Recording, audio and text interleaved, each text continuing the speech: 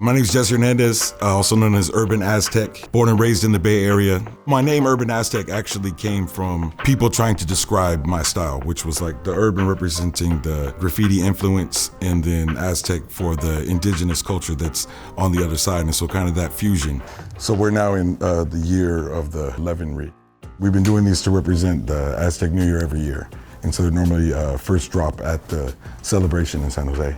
So for me, it's always like a huge honor to get to represent, to design something for the people. I think graffiti has always been kind of the voice of the people, and so like there's no filter, it's raw, it's the people speaking of who they are. And so I like to represent that within my work in all different mediums as well. So like whether that's through murals or through toys, through posters. I've worked in television, I've worked in video games, I was tattooing for a while. My style kind of translates to all those different mediums pretty well. Definitely like by 98 is when I was kind of focusing as becoming an artist professionally.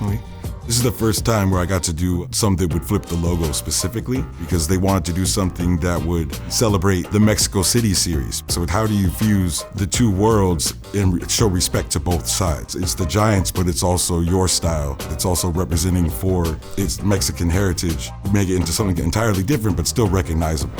And so the SF represents the dragon Quetzalcoatl, which is also the serpent.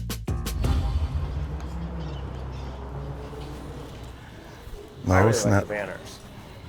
Yeah, dude, I was wondering if those were real or not. They're real? Like you can get them? No, but you might be able to get them afterwards. Okay, cool. Oh, these came out crazy. Yeah, between the jackets and the sweatshirts, the shirts, the hats, the mark on it, and the jackets and the glasses. Fire. Two different ones of these two. Jackets. So if you look at the back, both of them have the Dante. Okay, yeah. No, those came out sick, bro. It looks super dope, man. You guys went all out. It looks great. You even got the rocker chains going too. Yeah. Man, yeah, and I love how the hoodie turned out too. Hell yeah, right on. Did you ever think it has a big medallion with a chain? No, dude, I bought the OG one for my son. Yeah. So I was super hyped when I seen it. I'm like, bro, I fully bought the other one for my son. You know? Yeah, we had to do a reorder because we started selling them. So. Yeah. That's what we want to hear. You know? So for me, trying to figure out the positioning of the mouth of the serpent was kind of the hardest part, because I wanted to make sure that it represented that visually.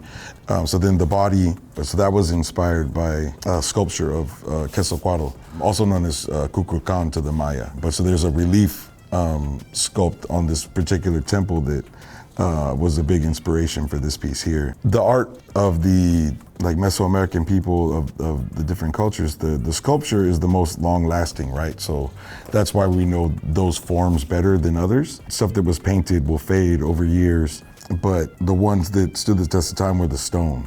As we're working on it, the bend in the F at the bottom, I turned into the Xochitl flower symbol. And so the sunstone is reminiscent of the Aztec calendar. And so it has the central piece, which is the Nahuiolin symbol, which means movement. Then also has the four directions. Well, they both are somewhat supposed to look like they were almost carved out of stone, but then with a little bit more color and saturation punched in there. I was trying to make, something that would pop even harder. So like a bright green to complement the reds and yellows, just the pure orange where you can see the different highlights, lowlights to give it more dimension and look more sculptural. And then adding the cracks and weathering to kind of make it seem like it was more textured out of stone to give it kind of a sculpted feeling. If you saw it in the store and you saw those colors, you'd be like, dude, that thing hits. What is that?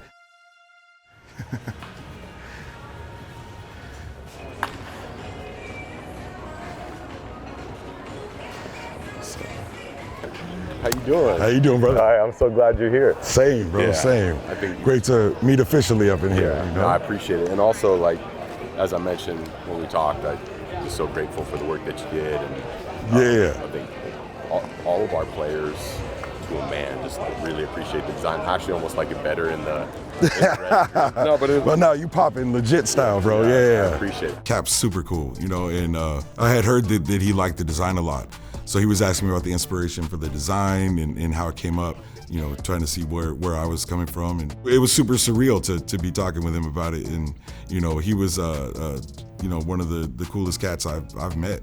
I think it's really important to always represent the culture within my work, because who's gonna keep it alive for the future, right? Like, so much has been lost in time, like, so that we don't even know who we are when we're growing up. And so, like, through my work, I hope that it helps someone else kind of know who they are. So I think it's important to remind people sometimes of where you come from.